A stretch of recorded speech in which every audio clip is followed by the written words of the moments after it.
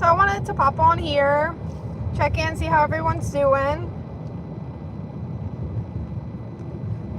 And what we're gonna talk about today is like tips and tricks you can use at the grocery store.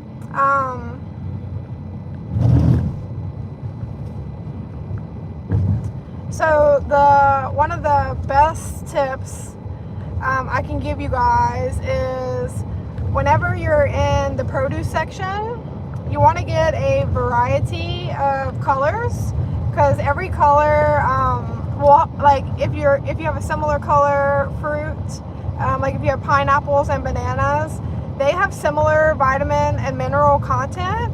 So the way that you can really get a well-rounded diet is to try to get a variety of colors. Think about the rainbow when you're in the produce section, and that's a good rule of thumb to make sure that you're not deficient in any area, and that's a good way to kind of have a well-rounded diet.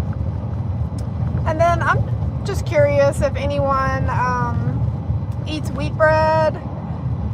I struggle with that department. Wheat bread is much better for you. It has all of the nutrients, and white bread is really like almost like bleached bread. It takes out all the nutrients and all of the good stuff. So I just don't really like the taste of whole grain. It might be like an acquired taste, and I just don't eat it often, so it tastes like kind of strong to me. But if you do eat like sandwiches and stuff, you want to get wheat bread if you like it. I tend to, like I said, get white bread. And then you want to get your sliced meat from the deli. That is a better grade of meat than the one that's already pre-sliced on the sales floor. So that's a good little tip. And then I don't know about you guys, but when I eat a sandwich, I like to put my chips onto the sandwich. I kind of put it like on top of the cheese, and it gives you some crunch and like some dimension and depth. It's really, really good. A lot of roommates that I've had will take that little trick from me. So I put, like I said, the chips directly onto the sandwich. I even would like put chips in my macaroni or like my SpaghettiOs, just kind of crush some chips in there, and it's like super, super good. I definitely recommend trying it. Like I said, any roommate that I ever had throughout life has always taken that with me. One of my roommates told me, she's like, even my son eats it now. So definitely try like the crushed chips, and macaroni and cheese is good in. It's good in Chef Boyardee. And then also chips on a sandwich is like the way to go. That's a good, easy, healthy meal. With the price of food today, bringing a sandwich to work is not a bad idea. You can save yourself $100 a week, probably, just eating a sandwich at work. So that's a good way to put a healthy spin on your intake. And then another tip that I have, minus the produce, you want to have different colors in your basket, and then you want to shop on the outside of the store. What's like against the walls is the way that I should put it, because that will be the less processed food. The more processed stuff's going to be in the center aisles, in boxes. So it's best to try to get most of your stuff from the outside walls of the grocery store if you're looking to get a little bit healthier. And then, like, I don't know, what do you guys like to cook at night? Do you guys cook a lot of chicken or beef, fish? I've been kind of trying to get away from pork. I don't know, it just has like this weird aftertaste, and I'll eat it on occasions, but pork's not something that we eat a whole lot of. And then I don't like to cook chicken. Chicken's so gross when it's raw. So we eat a lot of beef at my house. We'll do like we'll do spaghetti a lot, and then I do this taco dip. It's like a locally famous taco dip. All of my friends love that as well. And And we don't put any refried beans in the taco dip because that's gross.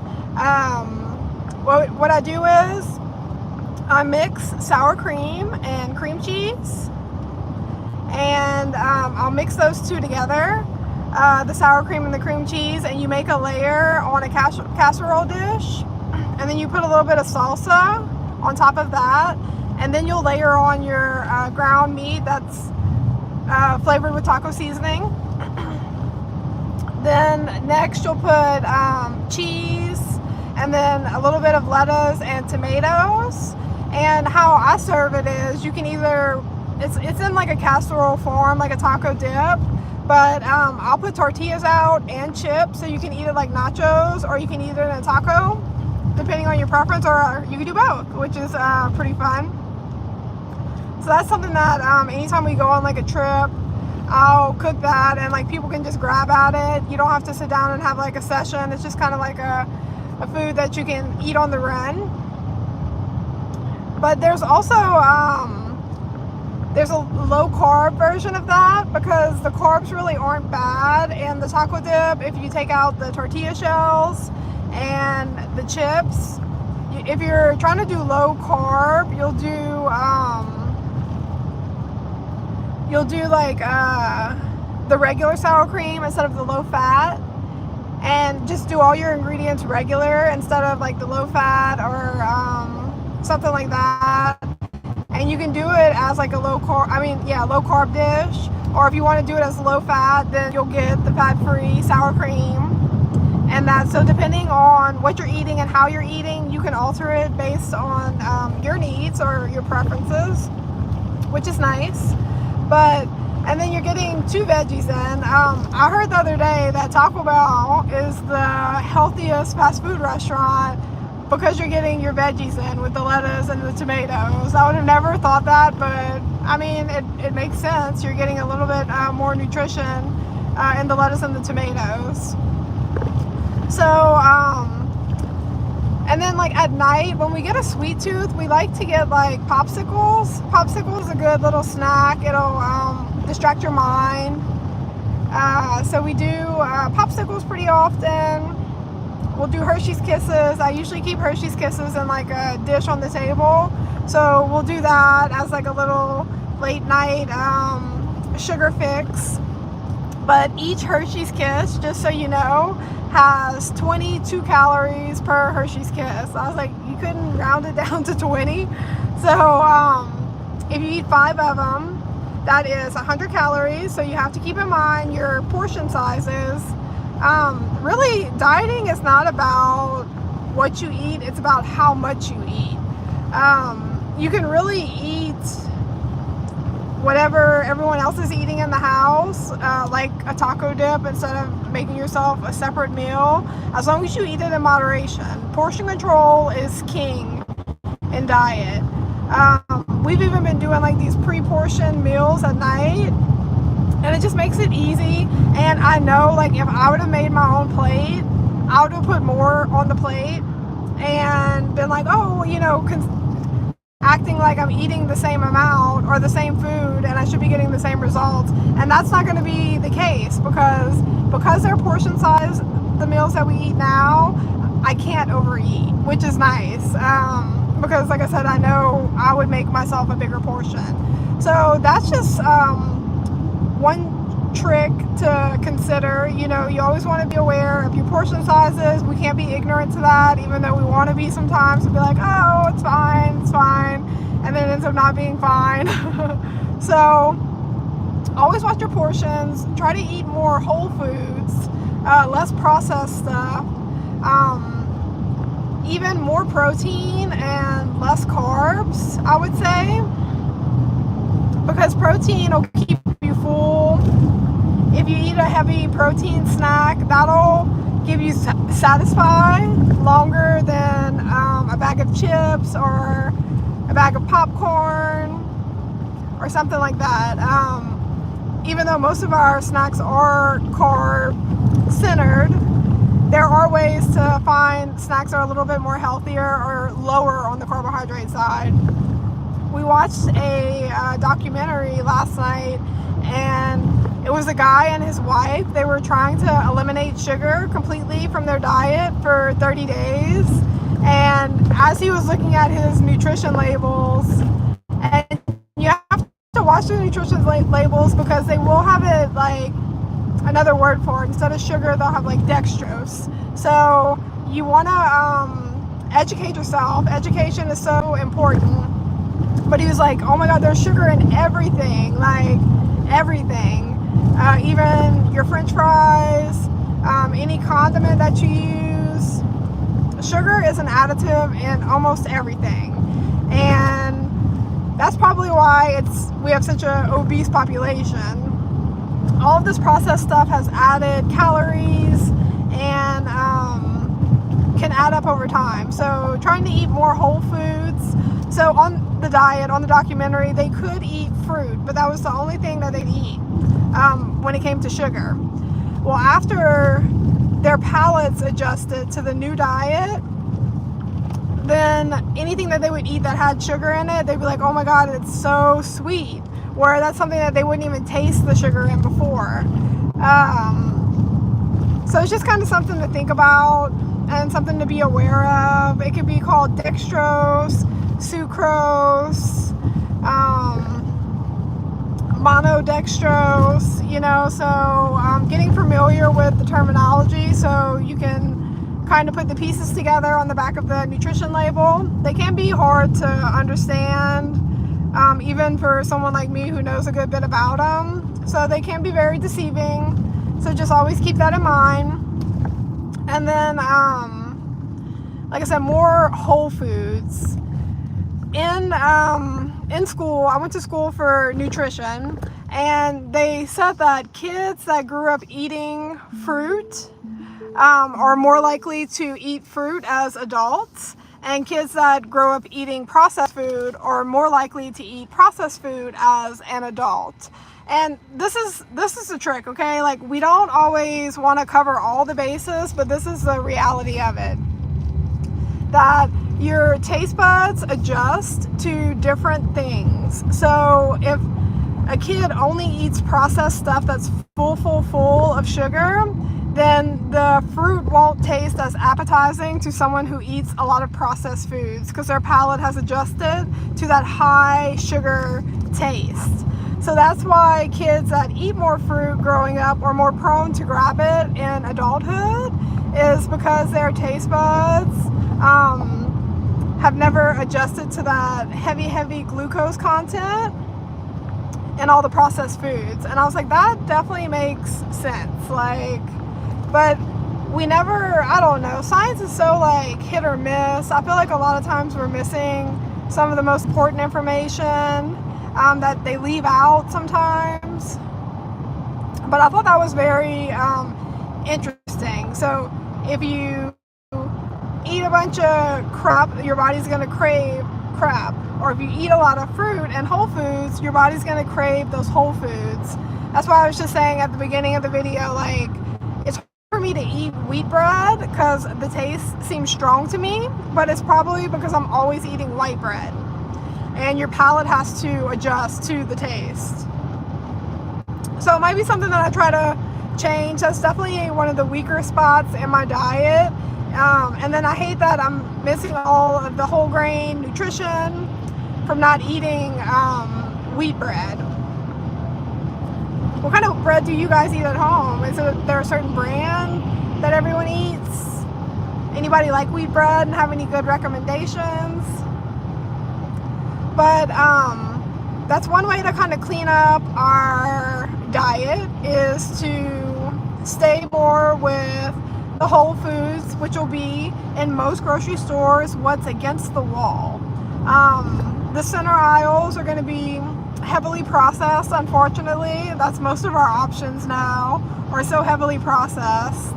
And that's why we're a sick population, because you are what you eat. So just keep that in mind whenever you're craving junk and you're like, I want more, I want more, I want more. It's like, you are what you eat. You don't want to be a bag of potato chips, right? I'd rather be a fruit, for sure. But that's just kind of some of the tips that I have. And then when you're eating like dairy products, depending on what your goals are, you want to stick with like the 2% milk, something that's not as dense. Whole milk is very, very dense, has a lot of calories, and 2% is much better. And if you're switching from whole to 2%, it will take your palate a little while to adjust. So just keep that in mind. And it's the same thing with with dieting. Like, your body has to adjust to your new intake. So if you're trying to start a diet and you're trying to eat in a calorie deficit, you will be hungry the first couple nights at least. Your stomach has to shrink back down to its normal size, because most of the time our stomachs are stretched out. You can kind of think of it as like a water balloon. If you keep eating and eating and eating in excess, then your belly, it's elastic, so it will stretch out, and it can remain stretched out forever.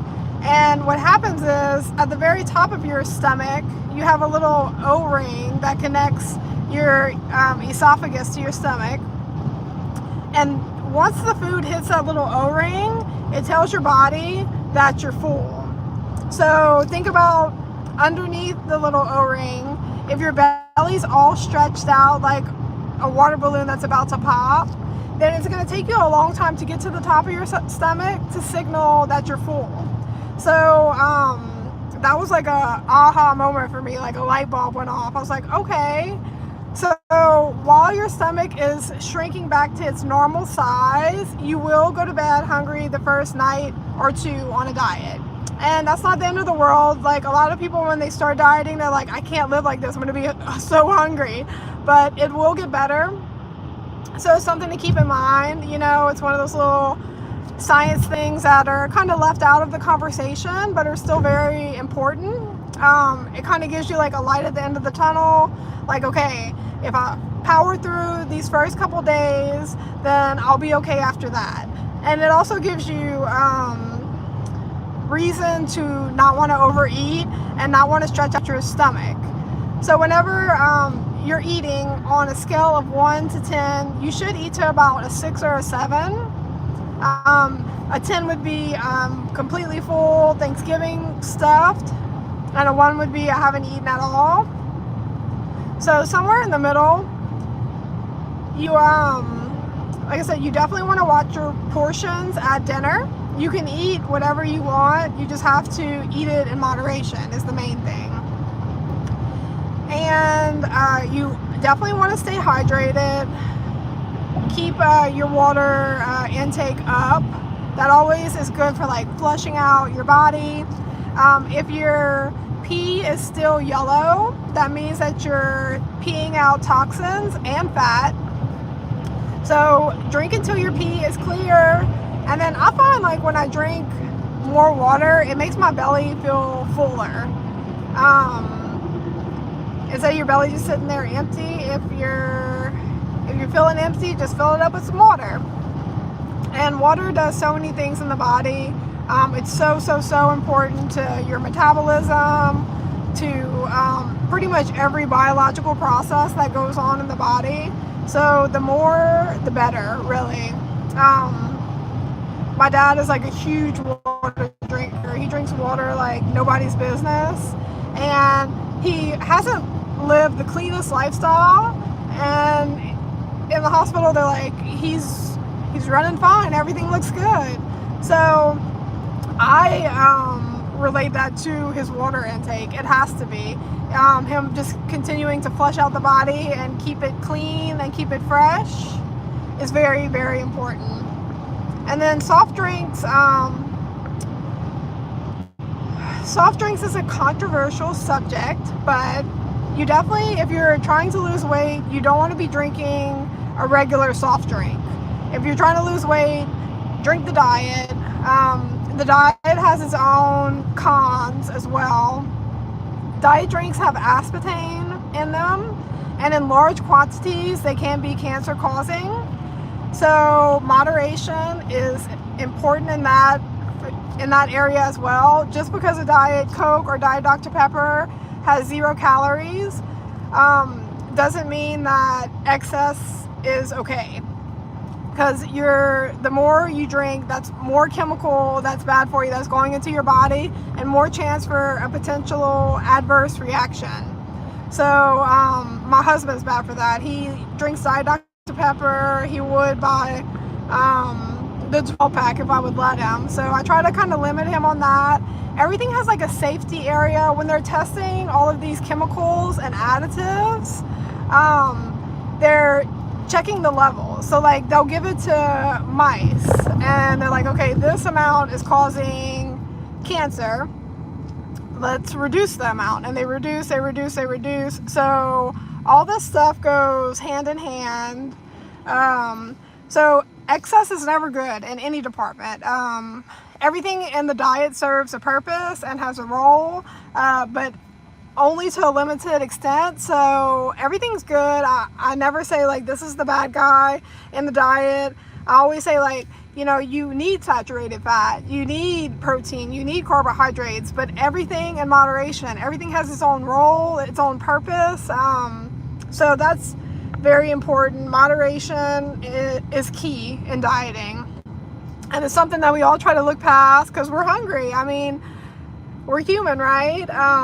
But you have to take responsibility and realize that if the scale's not moving in the direction that you'd like it to, more than likely it is due to your intake. So portion sizing, eliminating soft drinks, eating more whole foods. Like even like if you, at night, for instance, I've been eating like pickles, and I've even been pickling cauliflower and carrots and stuff like that. And it's so full of fiber that it'll keep you full longer than a whole bag of chips would.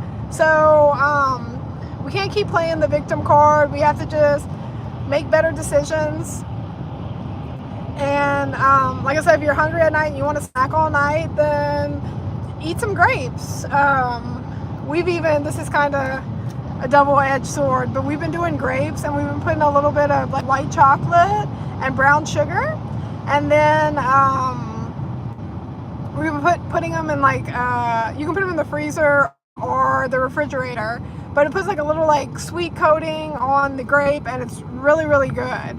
And you can eat a half a bunch of grapes for a fraction of the calories that you would eating something like popcorn or chips or cookies or chocolate. So that's important. And then we want to eliminate the chemicals as much as possible, which is very hard to do, but the more whole foods you eat, better in that department. And like I said, it keeps you fuller longer. And like finding like little tricks, like I said, a popsicle at night, that'll take you, 10 minutes to eat. It'll make your brain happy and think that, okay, I got my little sugar fix. So there are ways to figure out what works for you. And let's see what else I got for you guys. And then like there's these egg noodles, which are way better in calories than a regular noodle. So I personally like noodles a lot. So that's kind of what I would use instead of a regular noodle. I would use the egg noodles because they're lower in calorie count. And then if you're wondering how many calories you're supposed to eat in a day, ask AI to calculate your total energy expenditure, your TEE, and that will tell you exactly how many calories you're burning a day. And it gives you a good point of reference. If you don't have that as a point of reference, then you kind of just don't have the information that you need to make good decisions. Like for instance, my total energy expenditure, what I burn based off of my height, weight, sex, and activity factor is 1,400 calories a day. So if I see something that has 600 to 800 calories in it for a meal, I'm like, okay, no, that's too high for me. Because if I would eat 2 meals like that, then I'm already over my energy expenditure. So then I'll be gaining weight and not moving in the direction that I'm trying to move in. So that is the most important information that you need to have a good place to start, where you can know, okay, is this in my range? Is this not in my range? Or if you eat a meal that is high in calories, then you might want to compensate with your snack later. I do that often. If I make a bad decision, my next decision is usually a good one. Most people want to continue to make bad decisions, but we all know how that goes in the dieting department. It never ends well. So, like I said, taking accountability, not playing mind games with yourself. I'm really good at that too. Instead of just grabbing one handful of Hershey's that is 100 calories, I'm gonna go grab another one, and then maybe a couple more. So then I'm at a snack that could have been 100 calories, and now we're at 250. So not eating passively is very important as well. You wanna eat with intention. You wanna enjoy the food. So not playing on your phone or watching TV or just being distracted like by a computer or something like that is important. If you're not eating that much, you really want to enjoy what you're eating and not eat passively, which is not a good habit to have. And developing like small habits that are good, whether it's going down to one soft drink with supper instead of 2 or 3, or adding water to your morning. They say in the mornings it's good to have a glass of water. It kind of kickstarts your metabolism. So before you have a cup of coffee, if you have a glass of water, that's a good change. It's really about small steps to success. Not like I'm gonna wake up tomorrow and eat only chicken and vegetables, because that's just not attainable in the long term. So just something to think about. Making a small step, it's much more manageable and less overwhelming. You feel more in control, like, hey, I can do this. It's just a small step. And once you have mastered that, then you move on to the next one, the next habit that you need to change that isn't working too well for you. And that's really how you change your life and your diet, is having the right approach and being accountable and trying to make a better decision next time when you make a mistake. We're also hard on ourselves too. We have to give ourselves some grace. We are human, but whenever we mess up, the sooner that you get back on the horse, the better. They teach us, like in dietetics with nutrition and dieting, it's the same thing as addiction. The longer that you fall off of the diet or fall into your addiction, the worse it will be to get back to where you are trying to be. So whenever you make a bad decision on, say, Saturday, you eat bad, and then you wake up Sunday, you're like, oh well, I just ate so bad yesterday, so who cares? Like, that's what we're trying to not do. We're trying to compensate with a better decision after a bad decision, so it doesn't end up spiraling out of control. So that's just one of the little tidbits that I have for you guys. And then just take care of your body, because it's the only one that you have. You don't get a reset button. You don't get to retry. It's all good till it's not all good anymore. And then that's when people want to, pour into their glass at that point. But why not try to be preventative and try to avoid the issue instead of trying to nurse an issue back to health? So really treat your body with respect and with love, and understand that this is your only shot when it comes to that. Is you get one body and you want to take care of it. And prevention is key. And nutrition, probably 60 to 70% of health related issues are related to nutrition. The food that we're eating can and will make us sick if we make bad decisions all the time. So I just kind of want to get on here and share that information with you guys, try to motivate everyone to make small changes that add up to big changes eventually. Because like the fad diets, like going on a cabbage soup diet tomorrow, it's unattainable. It's only temporary. You have not changed the bad habit or the lifestyle to make a good decision. I personally think that Ozempic and all of the GLP-1 medications are a really good thing for people that have struggled with their weight their whole life. My mom has struggled with her weight. She has a pretty low metabolism compared to everyone else.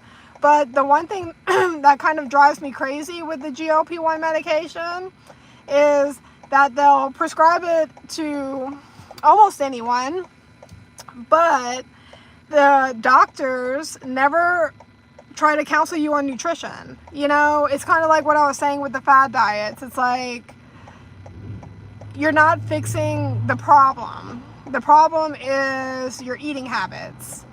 So why not try to get them on the GLP-1 medication and also on a healthy diet, so hopefully that they can get off of the GLP-1 medication, because no one wants to take a medication for life, you know. Let's just be honest with ourselves. That's not the answer. But if they get off of the medication without any dietary counseling or changes, they'll end up back right to square one. Overweight, and not having the tools to be successful to maintain or to drop the weight. So, like, I went to school for dietetics, and when I tell you guys, we're like the most underutilized healthcare professional.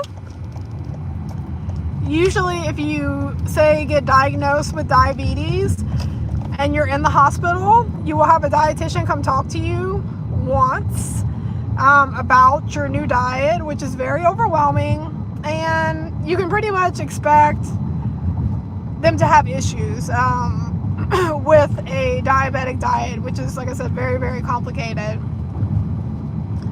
So we're very underutilized. The doctors don't really counsel much on nutrition. If you go in and you have high cholesterol or high blood pressure, they're going to give you a pill immediately. No nutritional counseling, no like, hey, you know, you can avoid this medication by making a dietary change. Like, give people options, you know, they want options.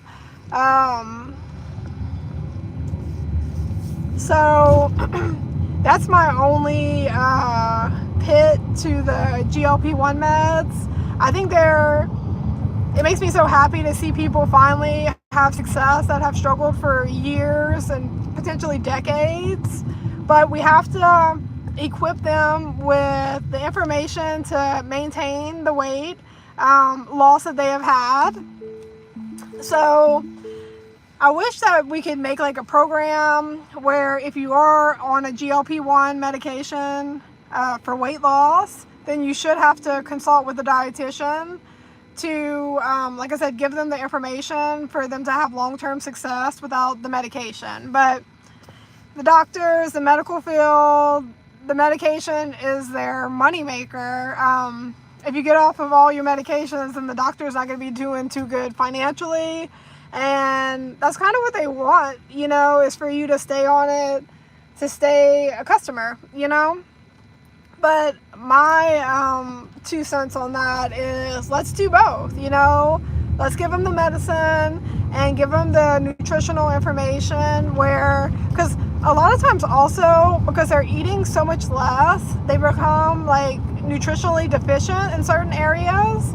So if they eat more whole foods, like we were talking about earlier, and make better decisions at the grocery store, then they'd be less likely to have nutritional deficiencies. I know a lot of people on GLP-1s have hair loss issues, and that's from a deficiency in some kind of nutrient or vitamin. So if they would eat more fruit, they would stay fuller longer and probably have better results on the GLP-1, and then they're still getting their nutrition that they need. So that's my little 2 cents, guys. Thanks for joining always. If you like information on diet and health and just trying to be your best self, make sure you subscribe and like and follow, because that always helps us get this information out there to people that need it. And I hope you guys have